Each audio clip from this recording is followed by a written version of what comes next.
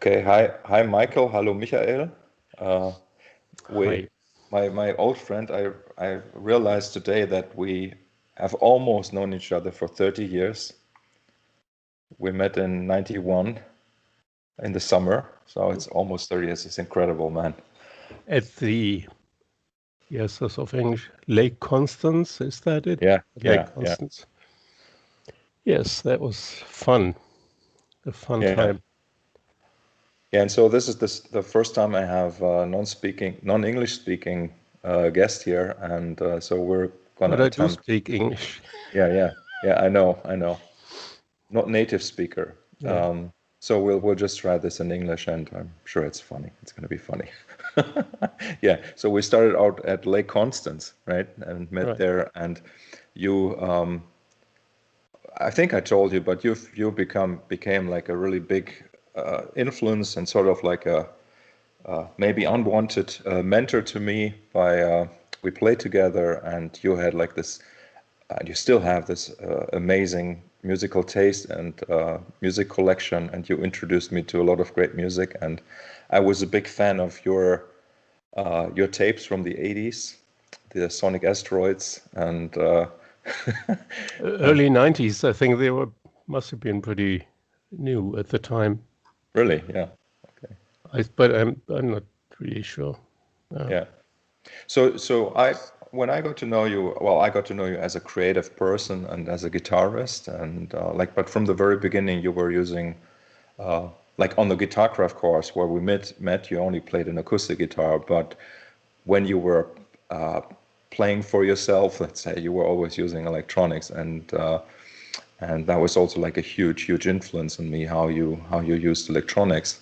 And how can you tell us a little bit about your personal history of playing the guitar, the electric guitar, and how you then got into looping and stuff? Um, well, I'm almost 67 now. So I thought about this night because for some reason I had some pizza with too much cheese and I couldn't sleep very well. And I thought about what I could tell you. And if I realized I play guitar, I've been playing guitar for 50 years, uh, something like that, more or less. Actually, more than that. I started with 14, so that was 1968, playing a very humble classical guitar at the time. And then my father took me away from that because I became too, my grades at school were going down, but I think it didn't have to do anything with that. But he took me off the lessons, and then I restarted playing guitar like 2 or 3 years later by myself. And I started having doing sessions with friends and in the basement and very at the time we were already playing very strange music. We didn't care about playing blues, never. Um, so with very humble equipment, we improvised. We did all sorts of. That was in the early 70s, so there were lots of influences by avant-garde music like Stockhausen and people like that, and early jazz rock, and we played all this kind of thing. And I didn't have an electric guitar at the time. I had a 12-string acoustic guitar that I got that because I was totally hooked by early Genesis, listening to this amazing 12-string polyphonic stuff from Trespass, from one of the early Genesis albums. And I thought, this is it. And then I had this 12-string and I had a pickup, extra shallow, the shallow pickup. And I had a Grundig tape recorder that I used as an amplifier with the 12-string guitar. So that was my first electric guitar, and then I don't know, in the mid 70s or so, I bought a Gibson SG from somewhere, and it was later stolen from out of my car because I was stupid. So that was that, and even in the early 70s, King Crimson was one of my favorite bands. Genesis, you know, what people listened to at the time, but Fripp was like, he was like my guitar god at the time, but also other people who contributed different styles, and so I think towards the end of the 70s, I heard him doing Frippotronics on records because he didn't come to Europe with that. Actually, I was in 79. I was in America on vacation with a close friend, and we knew that Robert Fripp was doing Frippotronics, a tour in North America tour at the time, but there was no internet, and we didn't know when he was playing where, so we couldn't find that out. So it turned out we always missed him closely. Oh. So I never saw that. Anyway, I thought that was just the greatest thing ever, and I had a Revox A77. And my friend had another one, so maybe you can. I don't know if you can see them in the back. They have their their lids on, so they don't have their wheels. But so I started finding out how to do that, and I did my first Frippotronics gig in, I'm not sure when, I think in 1980 or something, and then a few times. You know, I played with some kind of a punk band at the time and did a Frippotronics intro. Well, that was that. And then I sort of kept that. I kept these machines, and although one of them belonged to my friend, so I eventually bought another one, and I did my first more recent Frippotronics gig in 2013 in Paris, I think, or in Cologne. I'm not sure. Both, I think. Because it was the 50th year of this technology, because it was invented in Paris in 1963 by some technician in Paris, for Terry Riley, who did this as the first person ever. And so on a live looping festival in Paris, I sort of celebrated the 50th anniversary of Frippotronics, of this technology. Interesting. So there was a pretty huge gap between not using it anymore, like probably in the late 80s, you know, when digital delays became available, and probably you didn't touch the reel-to-reel machine anymore. And then out of just the anniversary and probably curiosity, you brought it back. Well, and I witnessed one of those performances. Yes, that's true. Yeah, I didn't touch it for quite a while. I had cheap, what was it? I think early digital loopers that sounded like not very good, and I used that for quite a while. And then around 1990, I got this this Paradise actually is the Swiss looper, Paradise looper, which is the predecessor of the Gibson Echoplex loop machine, which is like still the about one of the best, I think. Yes. Because, yeah. So from 1990, I used that as my main looper, and looping stayed with me. So I always love doing that. Yeah, I found that your use of that technology was by that time already very intuitive and also much less about the original Frippertronics way of having things static, because like with the Paradise delay you could do the octave up and down and stuff like that, right? Sure. And Yeah. the I think you were, well, I don't know when it really started, this idea of glitch, right? But you were one of the really early ones that I experienced doing that in a performance in a performative way, let's say. And Yeah. Maybe yes. There were a few others, really. yeah, I know. I'm not saying that you were the only one, but like in my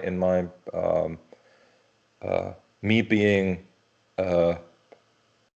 you know kind of like thrown into that river of what you can do with digital technology. Like I think you were the first that I saw that do, and I kind of like that, because the original idea of the looping is sort of, or can be very boring in a way. If you're thinking about it, it's not. I mean, it's for me, like emotionally it's not, because I like repetitive music, and I like minimal music, and I know that you're also like a big Right. fan and admirer, and you sort of like grew up with that music somehow, and I was Right. just thinking, you have the great advantage to be old enough and young enough at the same time. You know what I mean? Yes, I Like you know see, what you mean. Yeah. yes, In the like you're 90s, I played with a band, a small trio, and we actually played pieces like Red and also Dange Strays, a piece that you know very well, and they were both really good musicians, and they could play like, let's play Red. Okay, they listened to it. Next time we played it, and it was ready. It was like perfect, and these guys were much younger than me, and they, for some reason, they listen to progressive rock, stuff like Gentle Giant, and I could always say, I've seen these guys live, all of them, and many times, not just once. And yeah. so I really felt pretty, what do you say? I'm happy to be that old, really. Yeah. Yeah, I don't really know what the definition of a generation really is. Yeah, But when I look at you and me and people I work with, like students of mine or friends of mine that are 10 years younger or 15 years younger or 5 years younger or 8 years younger, I now get a little bit of a sense what a generation really kind of could be. And it seems like you are just like one generation, say maybe 8 years behind somebody like Fripp or something like it. So you were already capable of grasping what he was doing while he was still young, yeah, and I think that's why. Well, it's not that I have to say I see you as somebody, but like there's certainly like this lineage of how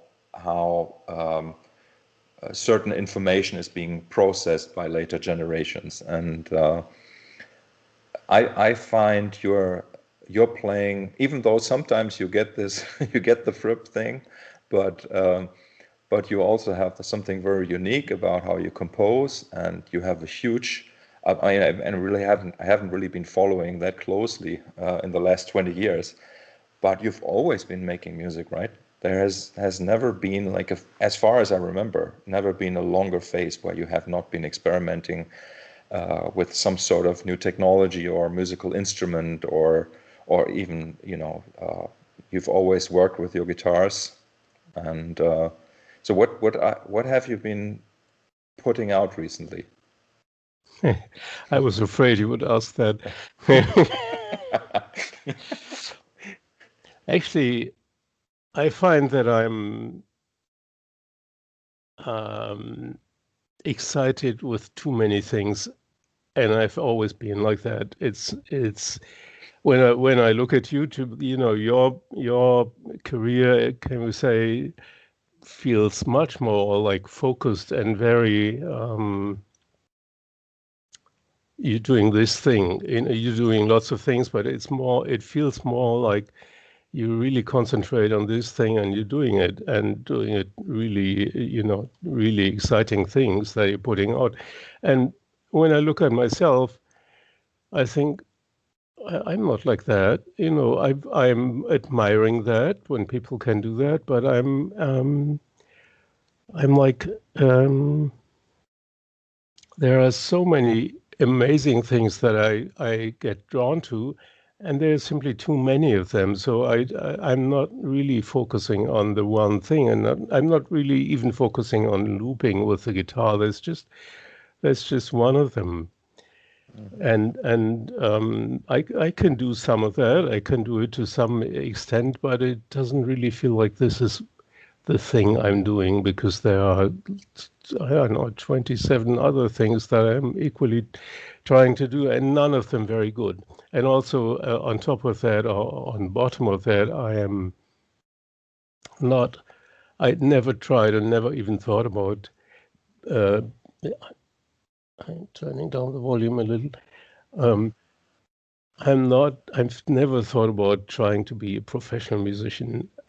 And even before Robert Fripp told me, he did tell me that, as he probably tells everyone, when I gave him proudly, I gave him my first CD, Escape Lupiti, which was in the mid-90s, and I gave that to him, and he took it and looked, briefly at it, and then he said, you shouldn't become a professional musician without even knowing what I'm doing, because that's so hard. It's really very hard, and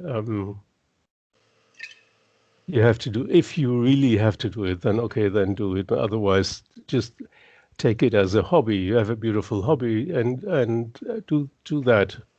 And that's how I lived. I'm living as a programmer. I earn my money as a freelance programmer, and I find that this is much easier than trying to live as a musician. And I'm not even a good programmer. I think I consider myself, I have a very limited range of what I'm doing, and I find some customers who want that and they're happy with what I'm doing. So, but sometimes, or very often, that doesn't leave very much time for making music. And at the moment, it's like that. I have a customer who wants lots of things, and he pays me money, and it's really nice. I'm happy that he does, but I find myself making music like sometimes for an hour or two. So I'm not really, I would be more happy maybe if I could be more productive and really put a product out, like a complete composition or a range of compositions on an album. But that doesn't happen very often, But as you just said, you're probably a more holistic artist than just a musician, in a way. Where, and I'm just saying it out loud now. I think like those 2 hours of music that you make, they're probably good in a way, right? Like not we don't know which standard to apply, but they have, it has something, and that's kind of like what I really like about an independent artist, like you just described what you do. Like you have a job, you make money, you're free to make music if you have the time, or if you force yourself to be up at night, for 2 more hours. You could be making music every night, right? But you choose not to, and that's really kind of like a perfect situation to be in a way. And I have always thought, like when I started out making music and I had no catalog, let's say, and you already had like hours and hours of because music I'm older, I know. Simply old. Yeah, I know, but it was always just sort of like it was fascinating, because then I visited you again, and then you had like some other tape from 1984 that I could listen to. Like it was always something else, and And I find that inspirational, and so just so to kind of like close this thought, do you even consider yourself to be a musician, or do you see your life or your life's tasks, let's say, in a more general way? Like your interests, I think that they definitely extend beyond purely the musical. So. They do, certainly. I'm not considering myself a musician. That would be just a label. And one thing is, I don't even have because I never really care. That's something interesting about me, possibly, that I never really cared to really learn what I'm doing as a musician. I learn I have some idea of what I'm doing, but I'm more like, Brian Eno considers himself a non-musician because he didn't have the training, the classical training, and I don't have well, I have some classical training, but it's not really much. So what I'm doing is more intuitive, and I like it that way, if consciously. And so anyway, what I'm considering myself is, I don't know what I am, but it's so working as programmer is part of it, making music is part of it. It means a lot, but there are many other things that are important to me, possibly more important than music. So, for instance, spirituality, whatever that means, it's something that seems to be important, that is in my mind more often than music. And I spend time with it, doing various things. And so making music is just one aspect. So what is spirituality?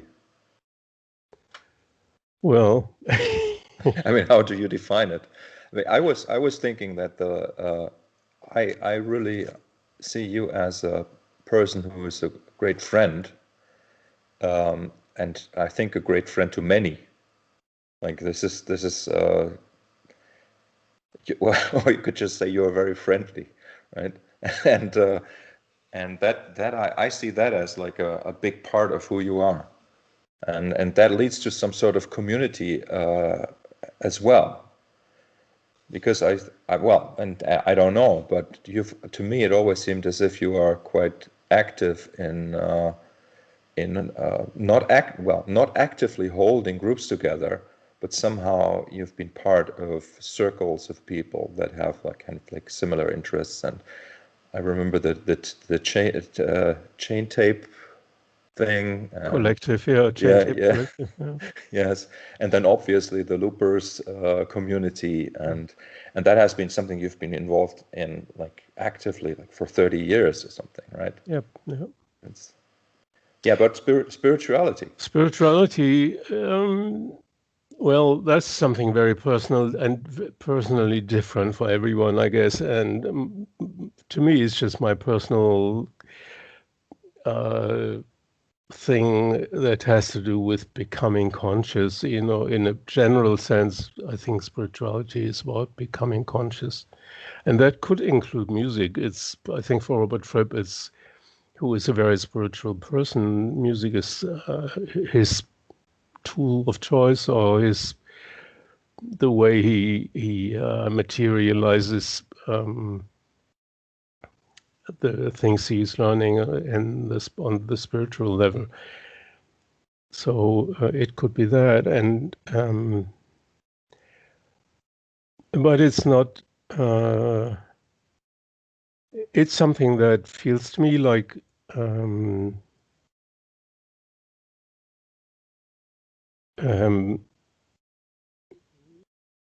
it's not anyway, it's not a straightforward thing that you learn like harmony or something, or playing an instrument, and it's some kind of linear development. To me, at least, it's not at all. It's like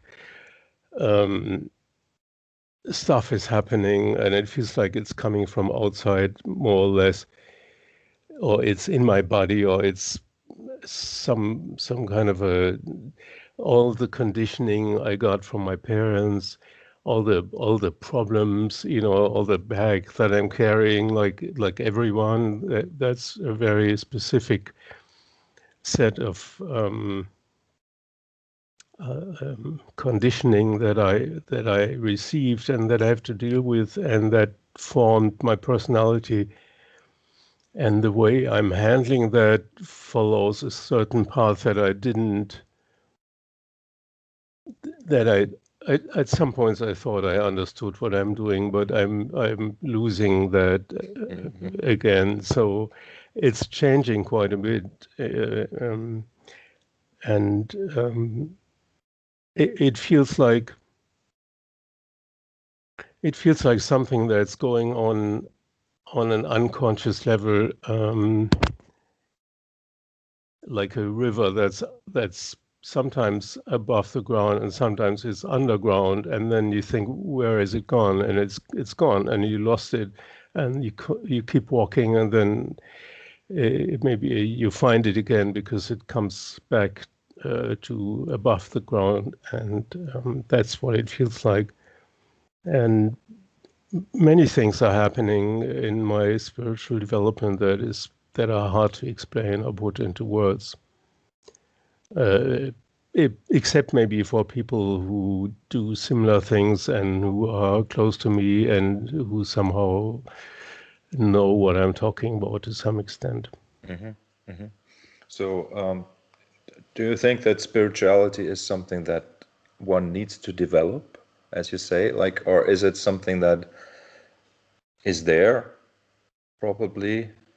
It's And part of our being human, yeah, and it's there, like the sun rises in the morning and it's there. So, but it's not for everyone. So many people are not. For instance, my wife is, who's a wonderful, wonderful person, but she's not into that.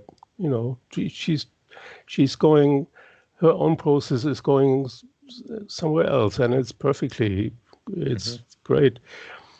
And some people develop that for some reason, and it's definitely not something one should do. Or I think it's something you go to when you feel like this is interesting and I feel drawn to it. Then you can, then people start, taking this up and doing something. Just like making music, many people are not interested in making music at all, and they are great people, or can be, and it's something similar. It's a possible side of our humanity. okay. So, if you can make music, how do you make spirituality?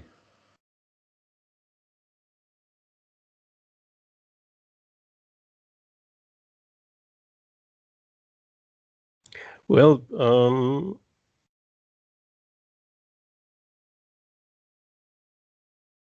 it's to some extent you can you become awake enough to notice when you're not making spirituality. So if you're watching yourself, if you're watching all your mechanisms and the way you function in the world and you interact with people,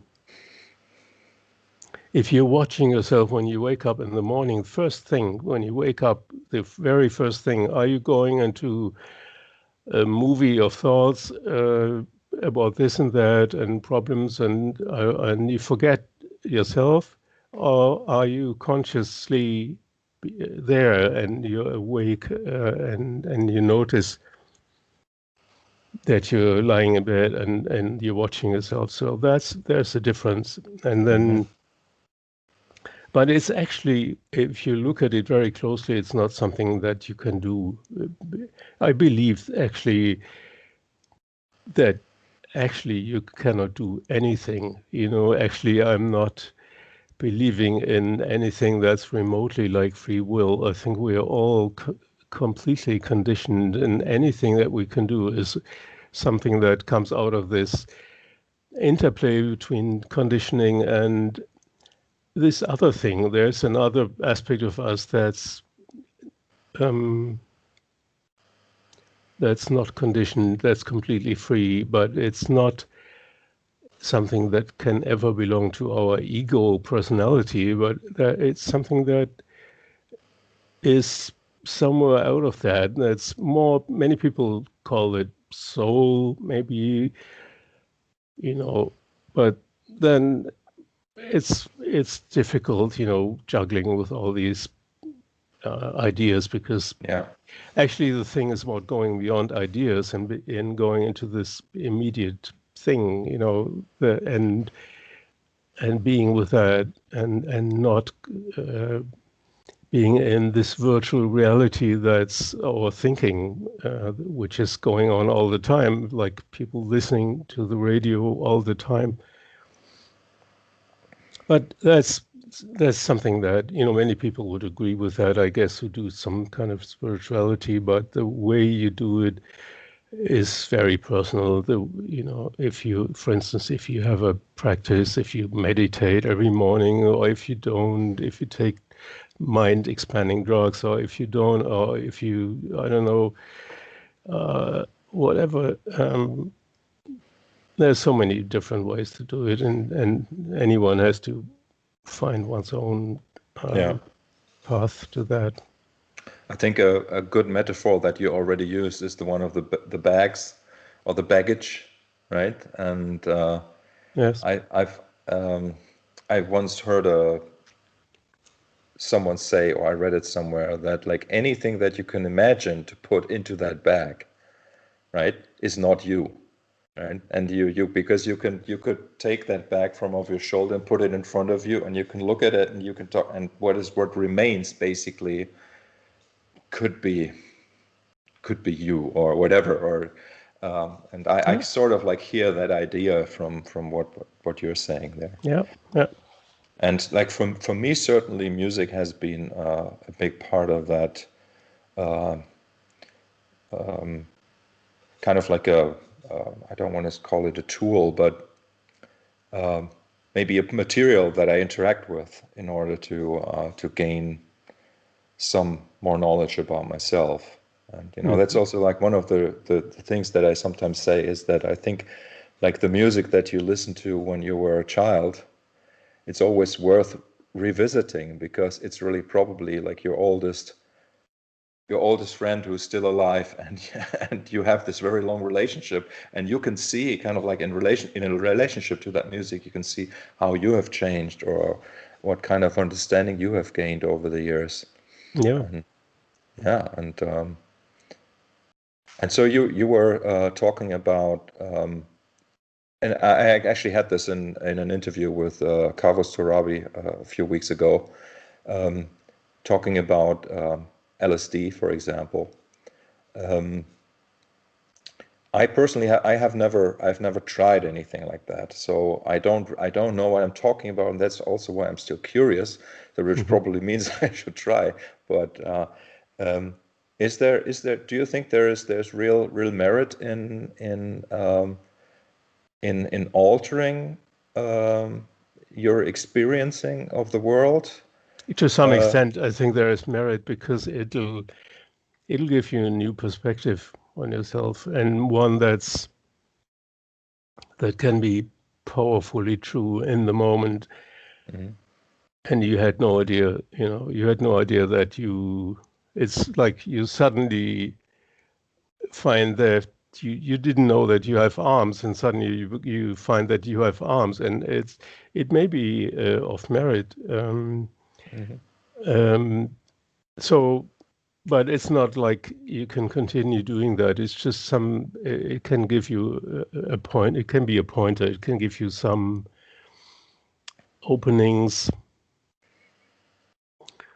In my wild youth, I had amazing experiences, but the thing is, they sort of, I keep them on my mantelpiece like a beautiful object, but they're long gone and they're not in the moment. And if you're really interested in learning how how you tick, how your mind works, how you're conscious, who you really are. It's not really something that will help you 5 years later. So you have to follow your heart basically and learn the things that are in every moment in your real life. So it's not so much about very special experiences. They are really interesting and mind-blowing, definitely, and true. But in the long run, it comes down to being with every moment and being conscious of what you're doing every morning. Really having a glass of water consciously and really be aware of it without thinking of something else. And it goes beyond really just being simply aware. It's about something you can find to some extent if you're aware. So being aware of things is like, on the one hand, that's what it's about, but on the other hand, it's also like the prerequisite of finding out what's really happening. And what's really happening is so much more than our everyday consciousness would ever, believe is possible. It goes way beyond, and I think what we're doing, what I'm sometimes doing, and I know that what you are doing is like we are somehow trying to invoke something. Some of your music is like an invocation, and it works for me even. Just like I know that some of my music works for some people. It's kind of an invocation of something that is beyond everything we know about ourselves, what belongs to ourselves, I think. Well, let's talk about something more real. Let's talk about guitar tunings. But actually, seriously, going back to the question, what have you put out? The last real thing I put out was the ambient album with Fabio Anile called Presence, and of course that name came from me because presence is a spiritual term that means a lot to me, and that is very, very important. And some of these pieces that we found in our sessions that we did, they really invoke that for me every time. So there's something in there. Maybe it doesn't work for everyone, but it works for me, and I think for Fabio also. And I'm still very happy with that album. Yeah, I know that album. Yeah. Yeah. So in the mid '80s, when you started working with samplers, did you have an emulator or something? I had an emulator, but I bought it in 1990, I think. Okay. So that was a little bit later. Before that, I'm thinking.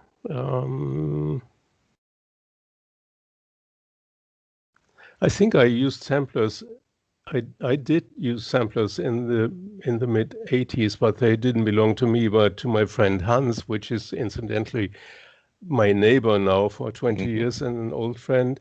And at the time he had lots of keyboards. He had more money than I had, and he had a Mellotron, a real Mellotron that I recorded. I did Frippertronics tape loops with the Mellotron. Amazing. And we recorded our first album, which is called Camera Obscura. I think you probably have heard it.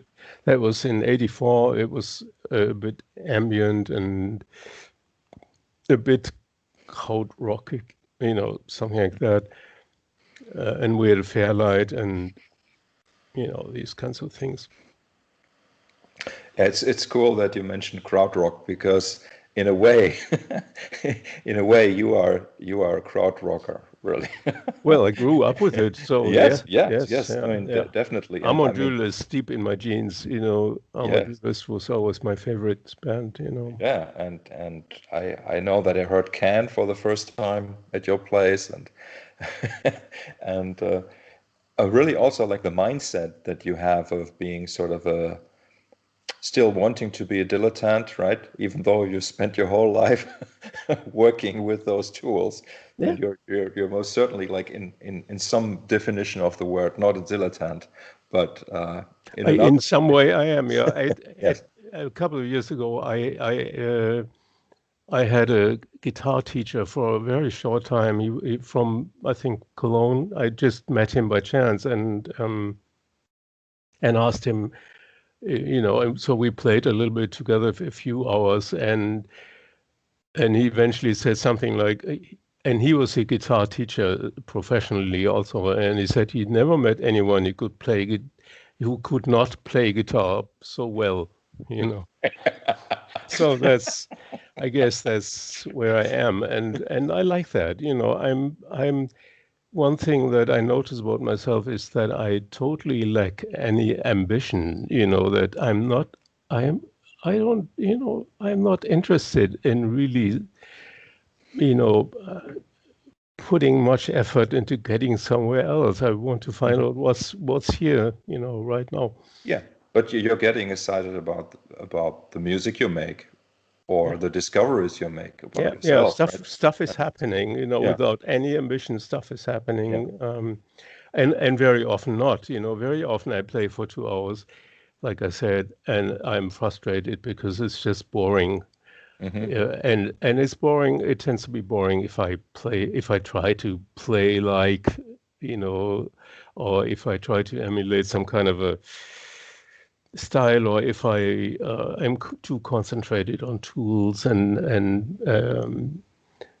well, but sometimes it works. So sometimes something surprising happens, and on my own, sometimes it does, and very often it seems I need other people. So playing together with other people is very important also,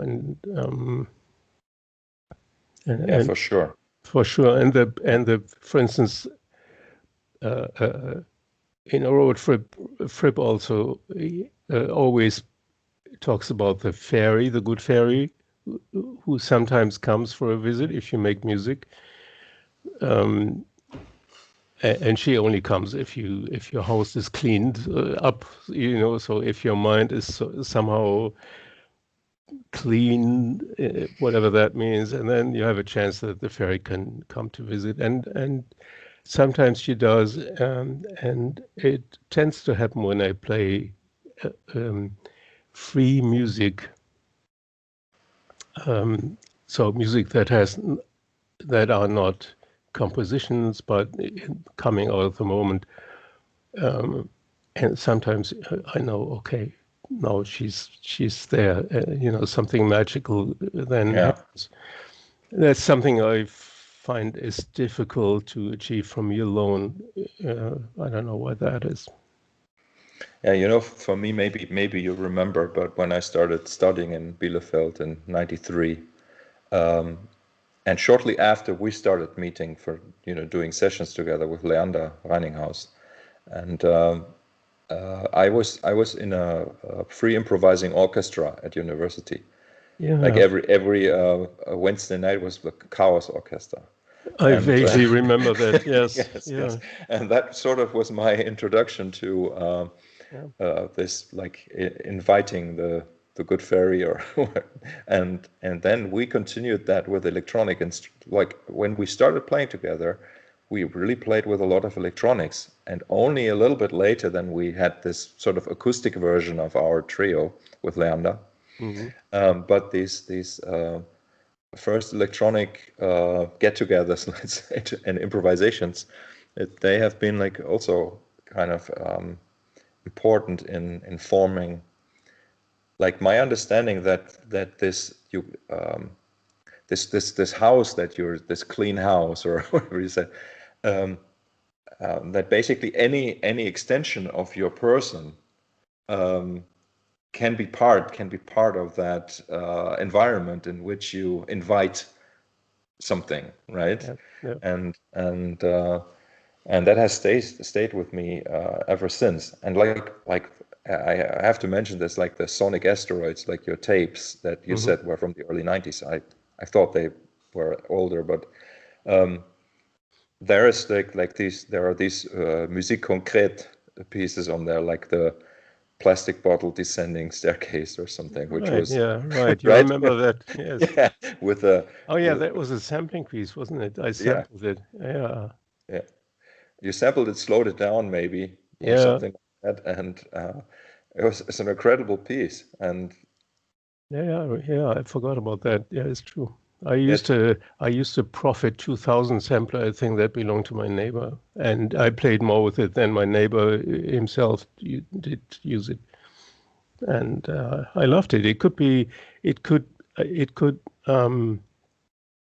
you could sample something and then play it forward and backward, alternating. Usually you play like it's looping forward, or you can turn it around. It's looping backward. And you could do this forward backward thing that was unique at the time, and I loved it. You could create amazing textures that I never heard before. Yeah. are those recordings up on Bandcamp, on your Bandcamp? The Sonic Asteroids? I think I did a sort of a best of, and I think it's not part of it. It's like I I I put some stuff on it that was more like pieces, like little compositions or sketches or whatever. Like your fake jazz. Like you were the first person who taught me the expression fake jazz also. I haven't grown beyond that, seriously. Yeah. So what do you do? Because you were talking about the spirituality, and but you have not really mentioned what do you do? Are there some sort of like retreats you go to, or what kind of tools, so to speak, do you use for your own spiritual path? whatever? Yeah. Well, I did many things over the years. I took this up, I don't know, when I was 21, so like decades ago, and it's gone a winded path. So over the years, in the 70s, 80s, I spent lots of time doing Zen, sitting before a wall for extended periods of time and getting hit with a stick like the Zen people do, which is great, an interesting experience. And then I spent many years with a wonderful teacher called Toni Packer, a woman originally from Germany, who lived in America as a Zen teacher, and she was supposed to be the how do you say, I had a Zen master who was Philip Kapleau, and he had a Zen center in Rochester, New York, and she was like his first nun, or she was supposed to follow him when he was like dying. She would be Zen master. Anyway, she was from Germany, and she used to come to Germany twice a year for many years, and I always went there, and she was instrumental.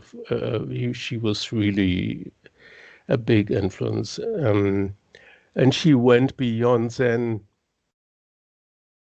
in many ways. She left behind all the strict forms and the rules and all the Japanese like dressing, and sort of boils it down to the real thing. That's what it's really about.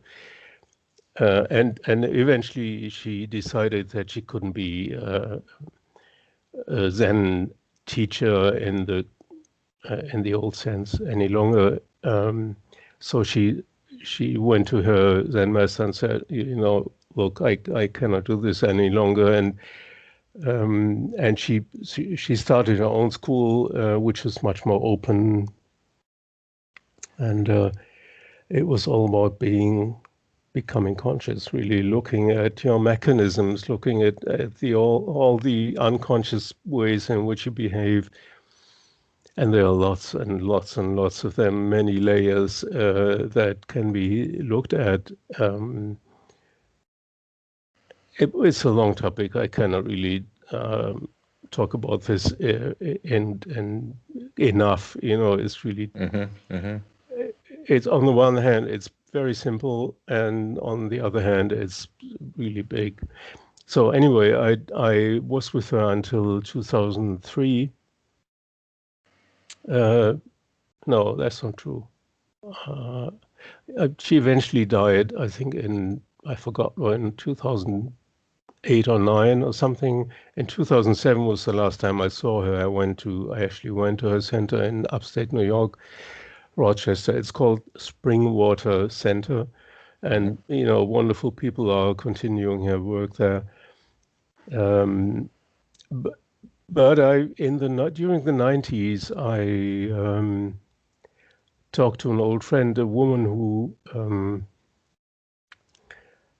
who I had learned Zen from originally, and she was also a student of Tony Packer and of Philip Kapleau. She lives in New York now. She's 10 years older than me, and an interesting person. Also, she's a professional singer, and she worked with Karl-Heinz Stockhausen at the time. She was in the ensemble who performed the vocal piece Stimmung, which I recently saw live again. Really amazing. Anyway, she went to Japan with Karl-Heinz Stockhausen and the ensemble, and I think in the early 70s. And she got into contact with Zen, and so she learned that, and she went this path and got enlightened and whatever. And then she lived in Cologne, and she was my first teacher. And I went to her in the 90s because I was stuck in a way, and I was frustrated, and I didn't know what to do about it. And she recommended something else, which was called the Ridwan School. There's a teacher called Almaas, Almaas, A.H. Almaas, and he's from Kuwait, and he started this school that's also called the Diamond Approach for many reasons. And this Ridwan School, so Dagmar recommended this to me. Why don't you go there and try it? And it's more psychological, and they have a bit different approach. And so I went there in 2001, I think, and I've been with it ever since. So I'm almost 20 years now, and they have a very complex view of how our minds work, and it's all based in Western psychology. So the roots and the stuff that we have to deal with and develop and look at are looked at with tools that come from Western psychology. And you would know all of them as you're a psychologist also. So and then when these things are sort of out of the way to some extent, then it starts to become more, the more spiritual content becomes to come in, and it's a smooth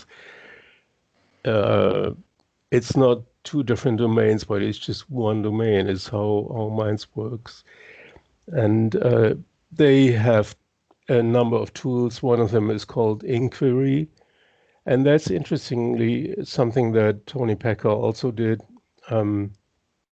It's just simply looking at the experience in this moment in an open way, not expecting anything, not trying to change it in any way. Stay with it. That's also very Zen. Zen is like stay with whatever happens. Don't go away. Don't try to change it. Don't have any ideas about it. Just be open to it completely. And so it's like it sort of I could understand that from the Zen point of view. And inquiry is done alone, or you can have a partner, or even several partners. So usually you have one partner. So the form is you sit with a partner and you just describe your experience and look at it for 15 minutes, and then after that, or whatever, but usually 15 minutes, and then after that you can talk about that, and your partner listens to that and doesn't comment while you talk, but afterwards, he or she can ask questions. So you can, and then it gets turned around, the other person does it. And it's a very simple practice, but extremely powerful. Amazing things can happen if you find a partner that is open and interested and has a no bullshit attitude about this, and is curious, so many things happen with this practice. So that's something I do. And then twice a year we meet in a big group of people, and some teachers from the school come from California. And then we look at some kind of topic, and there are like lectures and small groups and all sorts of things, and it's always very interesting and it stays interesting. And in this context, I met a woman like a year ago from England, who was also in the school, but not been there for so long. She was in Findhorn in Scotland, and she was an experienced a therapist in with many techniques. And we did this for a while. We did these inquiries, and eventually I saw that I couldn't tell her anything that she didn't already know. And she told me stuff about me that I have never thought about. And then eventually I thought, please be my therapist. So, and I never had a therapist. Yeah, I never had a therapist for my life. I never really thought about this, but it was obvious. She was amazing. Very clear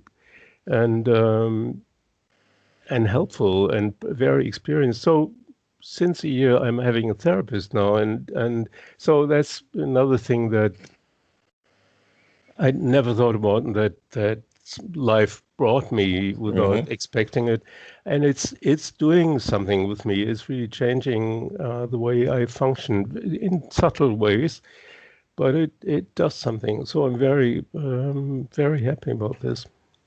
Incredible. Yeah. And you're only 67, you said, right? Well, yeah. The usual method is you start with doing therapy and maybe you take up meditation. The thing is just when I was very young, I read this Zen book and I thought, wow, people get enlightened and everybody can get enlightened. And it sounded like, I want to get enlightened and then all my problems will evaporate, and I'll be happy forever after. And so I did this meditation thing for decades, and then eventually I found, yes, I learned important things. but the deep psychological issues are not resolved. I'm pretty experienced getting into this spiritual domain and sort of circumventing my problems, But that's okay. I can look at it this way. So it's called spiritual bypassing. It's a term, as people do that. And so I keep learning about myself, and it keeps being very interesting. So you hinted a couple times at your childhood, and I know that both of your parents are dead. So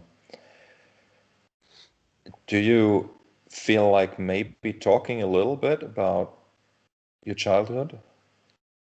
In terms of what? In terms of the, let's say, the events and experiences that you think have kind of like shaped your life. Well, briefly, maybe my father was supportive, but he was absent very often because he had a small printing company, so he was earning money, for the family and working hard also. And my mother had me as her only child, and I was alone with her more or less. And so I don't have any siblings. So however I am shaped and conditioned is mostly coming from my mother. And she has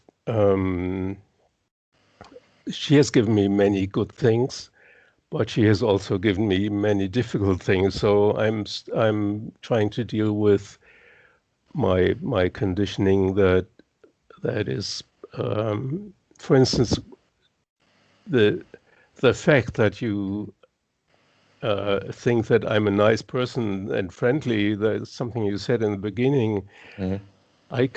Yes, that's true, but I can see that it's connected to the conditioning with my mom because that's how she wanted me.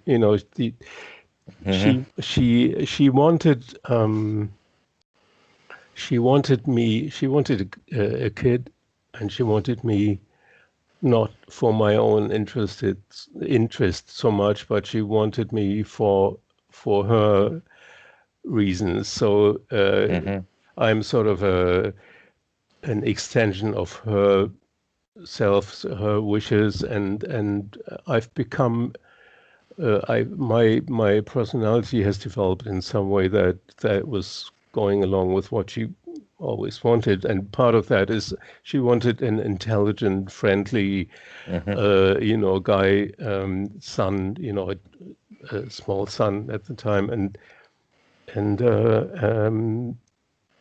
that's I've become that, and I was intelligent. I don't know if that's something that I've done for her, or that I'm not sure how this came about, if it's my genes or whatever. And it's of course, it's a certain kind of intelligence, and in some other ways I'm stupid. So it's like, but I was good at school mostly, but I was not allowed to become really alive, and loud and expressive. So I tend to be very, not not so expressive. I couldn't be an expressive singer in a rock band and scream. That's something that seems very far away from what I feel is possible for me, Although sometimes I think maybe I should try to do that. So I'm working on that. And in the Ritwan School, we have one term that's cool I've been with for 20 years. There is a Sufi term. There are aspects of the soul that are like the faculties or aspects like something that's very important. And they have this color code thing. It's called the Latifa, and the red Latifa is something that has to do with the heart and with love and with rage also, with aliveness, with being expressive. And there are there's other aspects like the green Latifa that's more like being compassionate, or the white Latifa is having a will that's, if it's true, is not your personal ego will, but it's something bigger that just happens. And there are other Latifas, and the red especially is something that was like cut down big deal by the conditioning from my mother. So I'm learning to rediscover that, and I've come a certain way. So I recognize that this red is happening in me, and I find it. My body plays a big role. So being conscious and being alive in my body and discovering my body and being moving. I'm being in a movement group where we move just intuitively without music, just finding out what the body needs and wants to do, and it's doing amazing things to me.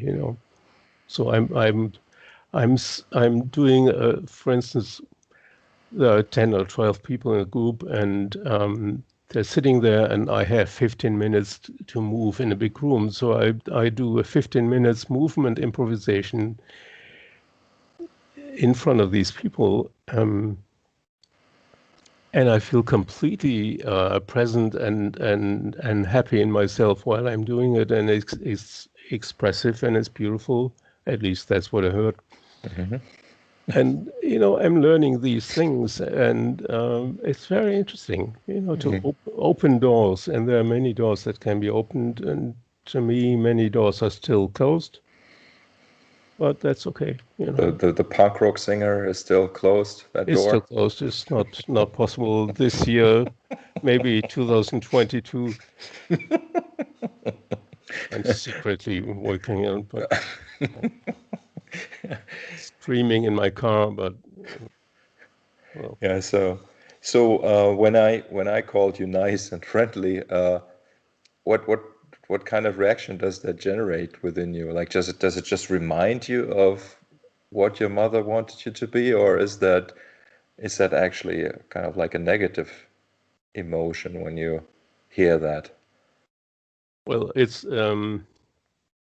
I know it's true. I learned enough about it, so I can see the shape of it, and I can see it as a limitation. I see that I'm limited, and I see myself as limited in many ways.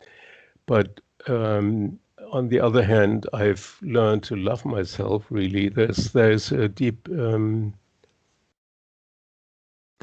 acceptance of all my limitations and shortcomings, and it's just the shape, and it's just arbitrary. Everyone is limited in some way, so mine are not worse, or there's just my limitations. So this being a nice person, like my mother wanted me to be, it's okay. So that's what I find. That's the material that I work with. It's like if you have a guitar and you're not really, it's difficult to play for some reason, you work with it until you get along with it. So, so I'm perfectly fine. Yeah. So you were born about like a generation 7-8 years after the war, right? Yeah, in 54. So 54. Okay. Yeah, okay. January 54. So 9 years after the war. Yes. Yeah. So how was that? Was the war still present for you as a child? No, but well, except for I guess there were more ruined buildings, but they were like just normal. And Mm-hmm. so that was all history, and no, there was nothing about the war. On the other hand, of course, my parents were involved in it in some way and suffering from it, Mm-hmm. and they were conditioned big time, Mm-hmm. and that conditioning of them is like they gave it to me. So in some way, I'm still conditioned by the war, I guess. Around Christmas, I dug through a heap of stuff that I had taken from my mother's household and never looked at it again. And there were like a big package of letters and um, um, one of the things that I found was a newspaper from, I forgot, I think 1942 or something, full of Nazi stuff in the headlines and propaganda and everything, because he was the middle of the war. And on the backside there were like how do you say, Todesanzeigen, like death notices. Yeah. And one of them was like circled, and that was my uncle, who I never met. And so it was my mother's brother. And so there is something about the way that he apparently, that's what I heard, he looked a little bit like me, or I looked a little bit like him. The way he was very much loved in the family, and what he meant to the family, and what a tragedy it was that he died. And so there's some connection there. I feel like I am somehow connected to this person that I never met. And the way my mother wanted a child, um, and I think a son. I think she wanted her brother back in some way, possibly, So there's all kinds of things that are somewhere in sitting there, but it's not something that really plays a real role in my life. It's just something I noticed that happened, and it's been part of my life somehow. But it's kind of interesting. It is, yeah. Yeah. Yeah. And yeah, the more you dig, right, the more the more you find. That's right. Yeah. And But I tend to dig more. I tend to be more interested in right now, without without without trying to analyze much. You yeah, can analyze it, but analyzing will only bring you that far, and the real work has to be done right now. So that's pretty clear to me. And you can acknowledge all these things, and it's just an arbitrary conditioning that I have, that everyone has it, and in some way, and looking at other people, I'm very lucky. I think my life was a good life. I was loved. I have lots of love and trust in myself. That just is in me, and that somehow was instilled in me by my parents, despite of all their problems and things that that weren't optimal. They still managed to install some kind of instill. Somehow I feel this in me, and so I'm pretty lucky. And many of my friends in the Reuter school have serious, they really had really hard childhoods, and compared to them, I think yeah, I feel pretty much happy. yes, yeah, So my baggage is it's there, and I can deal with it, but and it's painful sometimes. But other people have so much horrible things that they have to deal with. Well, so I'm kind of happy with that. Yes, yes. It's also though that it's relative to your experiencing, right? Like sometimes it can be little things that set off something, and so you mentioning that your father took away the guitar because you had bad grades at school. Yeah. It's kind of like kind of a I funny was in story in a way. puberty. Yeah, I Yeah. was in puberty. I think there were all sorts of reasons, and music was not one of them. So, Yeah. but he tried to, and then eventually I had to repeat how do you say, sitzen bleiben, to repeat a year Mm. because I was very bad at history, Latin, and physics, I think.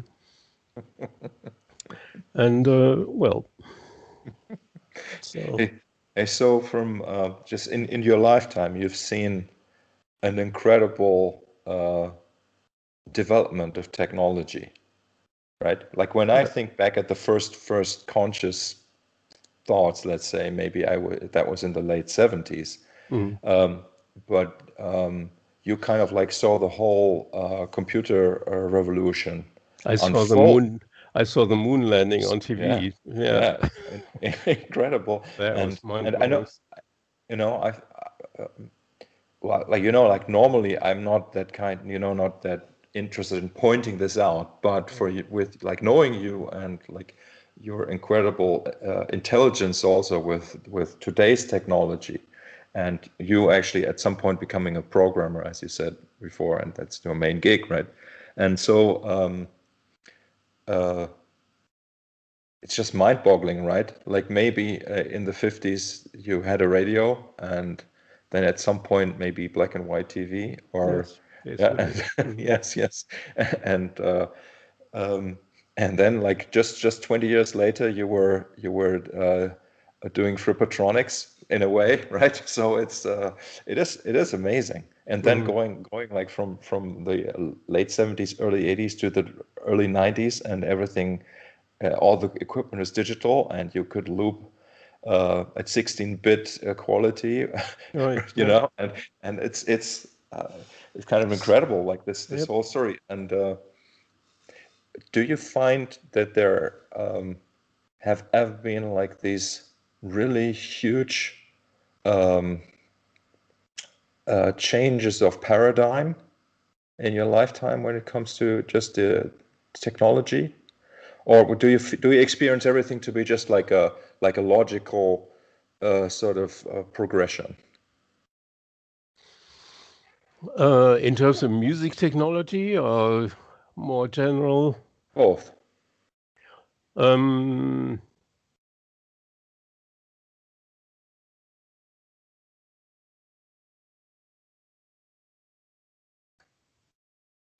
not sure. It's both. I guess it's on the one hand, it feels like a very constant progression that's more or less smooth with little jumps Mm-hmm. and surprising, the first sampler, Fairlight sampler with, or the emulator, Mm-hmm. for instance.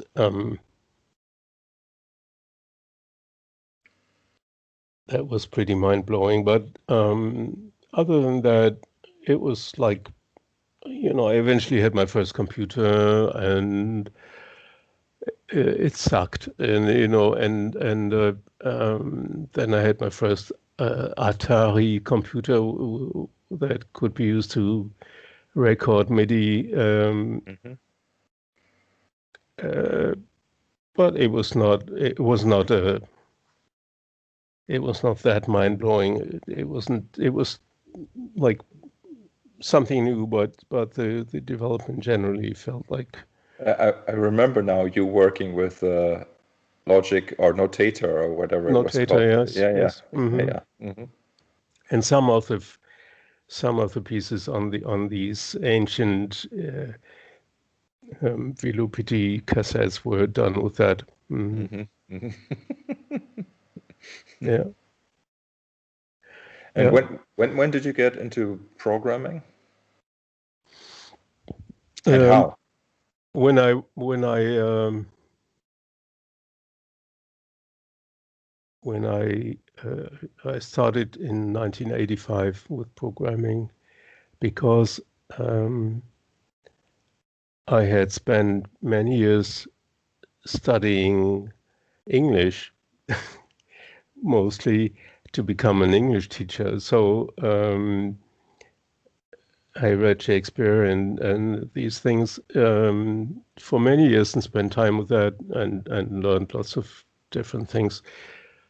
And then eventually, when I was starting to learn this phase, when you're becoming a teacher, you learn the theoretical things first, and then they put you in front of a class, and you learn how to deal with the class and how to do this, practically. And for 2 years.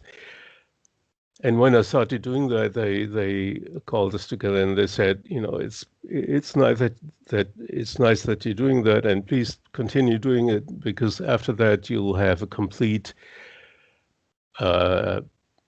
professional thing. You have a sheet of paper that says, you're a teacher, but you won't get a job because at the moment we have too many teachers in English, especially. So you'll be out of work, so it won't be of any use to you except for that sheet of paper. So, and it never felt like a vocation for me anyway. I had started learning English because I had an uncle who was an American, and I had some kind of there was a connection to the English language. I'm not sure how it worked, but in the beginning, in the first years at school when I learned English, I always had the best grades in English without ever doing anything, I just could do it. So it felt like, okay,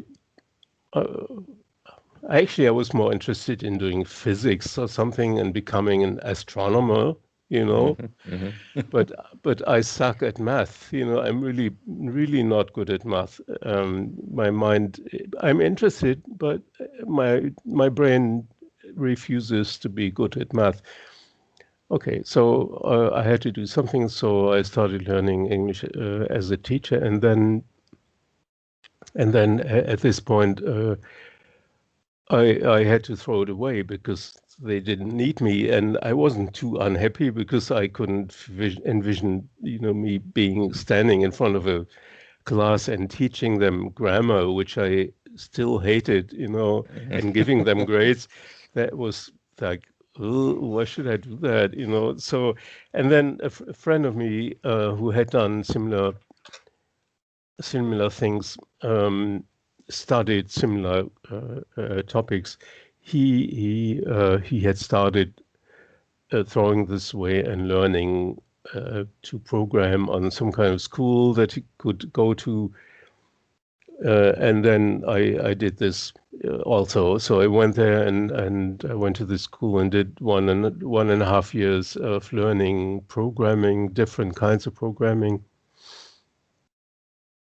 And it right from the start, it felt like, wow, it's something concrete. I felt like, they gave us a little task, write a program that just take you input a sentence and it turns the words around, something stupid like that, and it's a program like this big.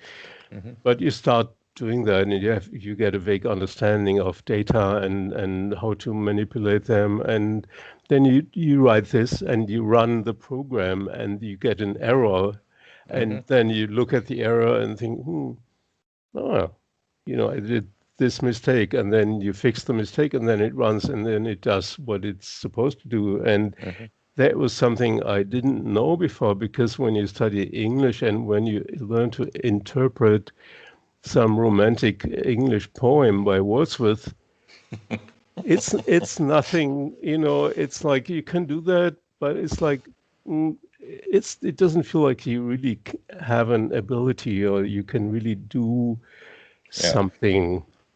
It's not like I can do something. It's not like that. It's not not something you can show to your mother, right? as For something to instance, accomplish. yeah. Yeah, exactly. Yeah. And it's not really something that makes you happy because it didn't make me happy because it felt like it's too vague maybe. And in programming, it's like a craft. It's like you're doing it's like you learn how to fix a heating system or the toilet or something. You learn how to do that, and then you can do it, and it works. And people give you money for that, and it's something you can look at, and you can say, "I did this, and I know how to do it." So it's more like a craft. It's more like a Handwerk in German. It's something you do with your hands and some parts of your brain, but it's like plumbing in some way, And so, that's how I got into computers, and I'm still doing it, and it's okay. It's sometimes it's fun. Sometimes it's interesting. I'm not really enthusiastic about it, and for many years I stopped being really, really interested in new developments because there are so many, and it's so fast, and it's getting so complex. At some point, I stopped, really going along with that because it would be a full-time job more than a full-time job. And I have some abilities that are very important, like SQL databases and some programming language. And so you can do a gazillion things with that. And that kept me alive for decades now. And that's what I'm doing. So you were on the path to becoming a teacher, and then you didn't. Right. And because I was wondering before, when you were mentioning Tony, for example, right, as your teacher, Right. in how far do you think, I don't want to say how, if you become some sort of teacher by being with a teacher, or how do you see that? Like, is there any aspect of what you do where you think that you're passing on something? You mean spiritual things, for instance? Well, yeah, or musical Whatever. things. Yeah. Well, in music, I see anything that I can do. I see 100 people who can do it better than I can do it, so that I don't feel like that's not something I'd be very interested in teaching, children how to hold the guitar and you know, like my guitar teacher always said, you have to hold your hand, on the guitar like this, and he has to be some space, you don't play like this, but you play like this. There has to be some space. A mouse has to be able to pass through, Yeah. So I have a very limited experience of being a guitar teacher. I did this a couple of times, and it wasn't very much fun. I could do it, but it's like, no, not really. What about with the music itself? You Can said you? that you said that there are other people who do things better than do you, Yes. but that's not what music is about, right? No, of course not. No, Yeah, no, no. yeah. So But technically, as yeah, if I look at myself as a musician in a technical term who plays the guitar in a certain way, that's or who does, who handles music software or whatever I do. That's not something I would boast with. I think I'm pretty mediocre, really. I'm getting along, and I can do many things well, but not really great. I still think I suck at playing guitar solos. I suck at playing fast. There are so many things I cannot do, and really, and I also see that I seem to be gifted in some ways that have to do with rhythm, polyrhythms and being able to handle complex rhythmic situations very easily, more than most people that I know, really. So there seems to be a natural thing that I seem to be able to do, but I wouldn't know how to teach this really, Yeah. Yeah. It's difficult to teach if you don't have it, if you don't have that gift, if you don't feel, and also, I learned this probably when I listened to strange bands like Soft Machine and all the early 70s progressive bands who played in all sorts of meters, but in four, you know.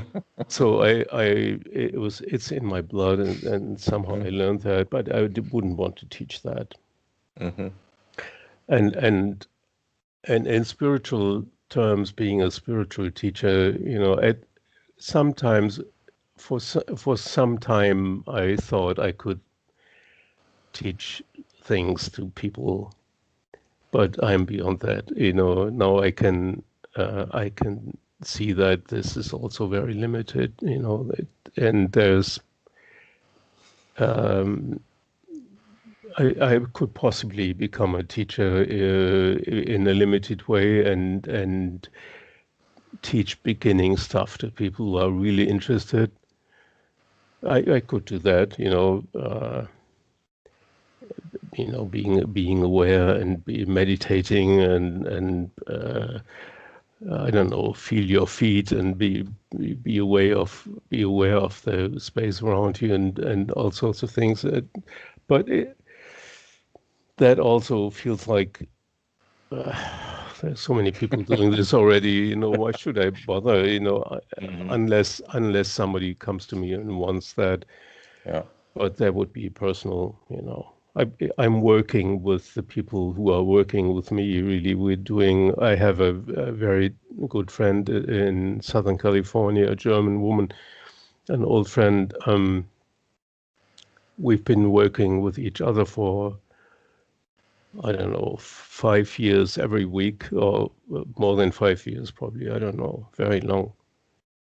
So, she's also in that school. So we're doing this inquiry thing on a weekly basis. So I talk about my experience of the moment and whatever comes up. If nothing comes up and I'm just feel boring, or if I'm full of exciting insights, or if I'm full of dreadful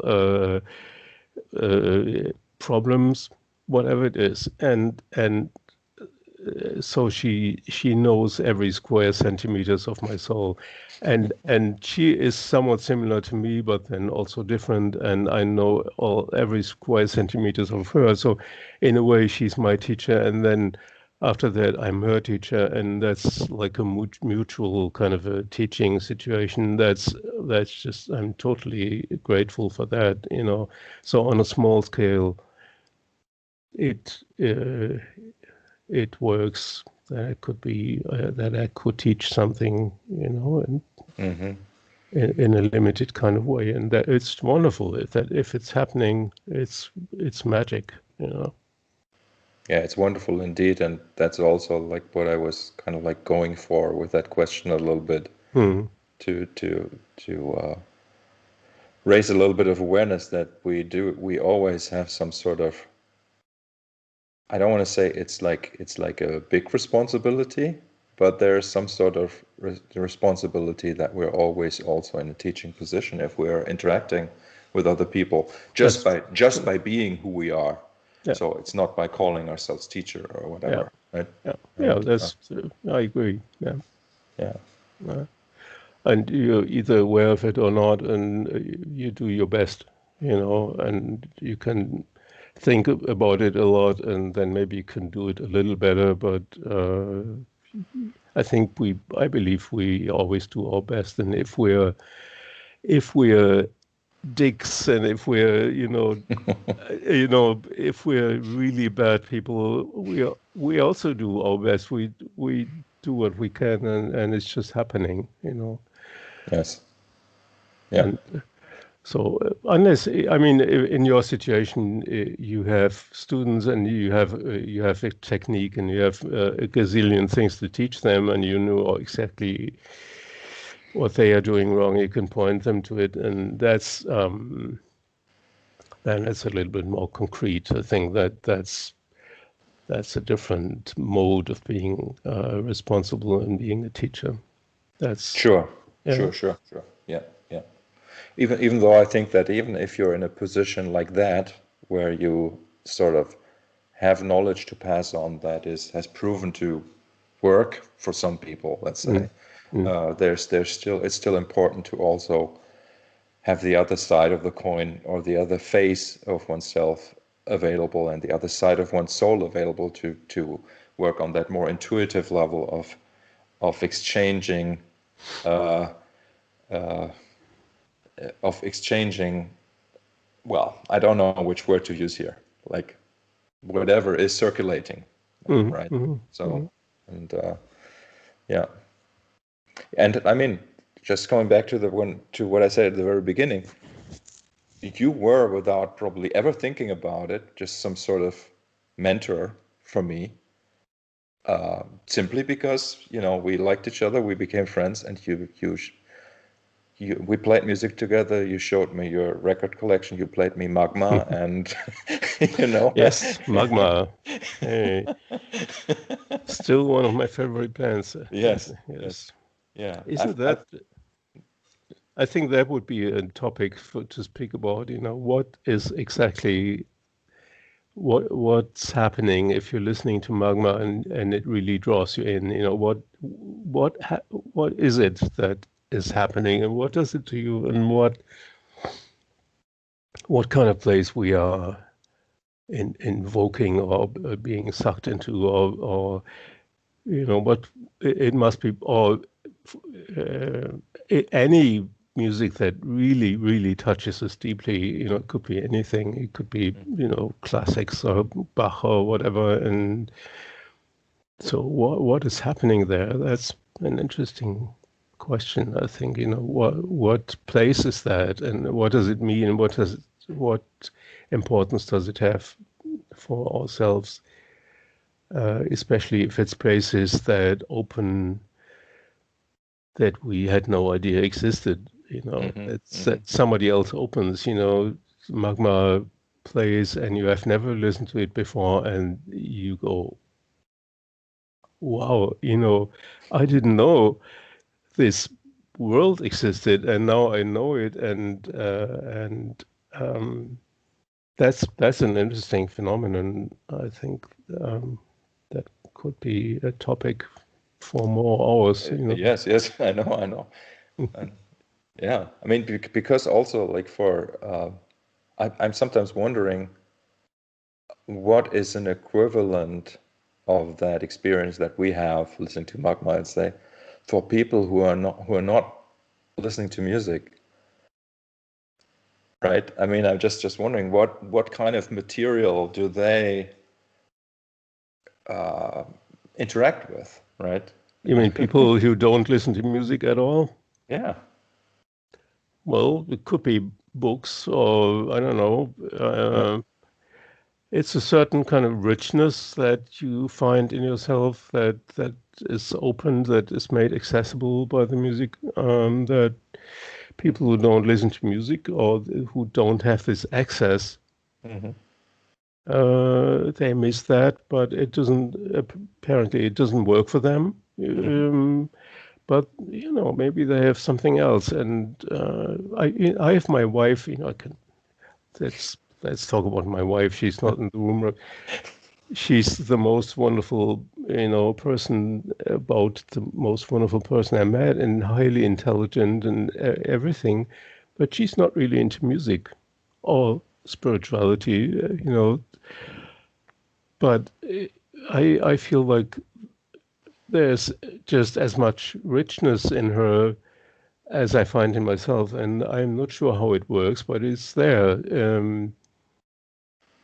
Maybe not these places that we know as musicians or as music listeners, but something else. I'm not sure what it is. Yeah.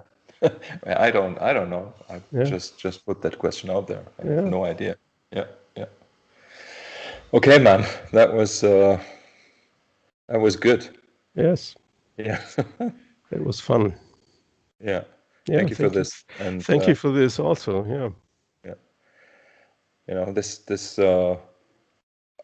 format of doing these interviews is completely open for me, and I'm just, if at all, like introducing some people that are important to me. Mm, You're being one of them, right? And it's not about promoting anything really. sure. Yes, but anyway, I will give people links to your Bandcamp and stuff so they can. And if I find the Sonic Asteroids, I will link to those. It's right at the bottom. It's like the earliest about the earliest thing. Yeah, yeah, Strange, strange music. Yeah. yeah. It was super great though. And it's, for me, it's still with you, like even like the new stuff, like everything you do has like something special about it. That's why you always pointing out that you're not good technically, or it's kind of ridiculous to me because I hear the intricacy of your taste. Maybe it's no more than that, right? Maybe it's just your taste. Possible. Yeah. But that's great, right? And that's kind of like what I refer to, and that's what I get excited about, like generally, when Mm. I find something like any piece of art that I enjoy, or even any piece of unwanted art, right? Hmm. Okay, Michael. So, tschüss.